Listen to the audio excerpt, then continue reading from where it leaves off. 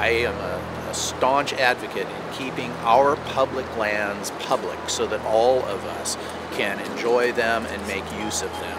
And I'm very, very disheartened with these conversations that, you know, our state level leaders have had over the past several years, and even more recently here in Oregon, there's been issues with the Elliott State Forest located just off my right shoulder. And there's talk about, you know, and they have sold some of the Elliott.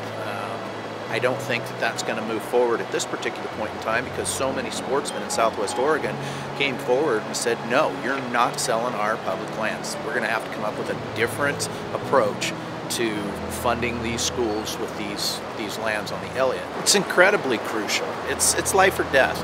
You and I both know that if these lands get turned over to the states, it's not going to be long before private companies are going to have their hands on it. And like many of these timber companies have done in recent years, they've locked us out. We're not able to access, unless we're willing to pay, to get onto Weyerhaeuser's property. And you know, Roseburg Lumber, you know, routinely has all of their timberlands closed up during hunting season. You can't get on them, you can't access them. So if I didn't have access to public lands, I would be done. You know, in Europe and other countries around the world, there are guides that work for the landowner. But if you were to create that type of a system here in the States, you would put out of business many small businessmen. There wouldn't be the opportunities that there are now for guys like me to be able to work on our public lands. And, you know, I provide a few other jobs. I hire guides seasonally to work for me, and I supply a fair amount of revenue to our local businesses, gas stations and restaurants and hotels where, you know, my guests come and stay.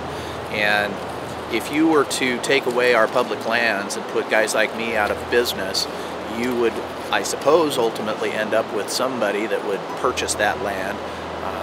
They may or may not allow folks to access it, and I don't see that being in the best interests of Americans that love the outdoors. I'd be very disheartened to see any of our public spaces given up to private interests and state interest. I just don't see that the bureaucracy at the state level is going to be any better at managing the lands than, you know, the federal government has been. But at least with the federal government, we still have access to those lands. We get to hunt them and fish them and camp and hike and mountain bike and enjoy them.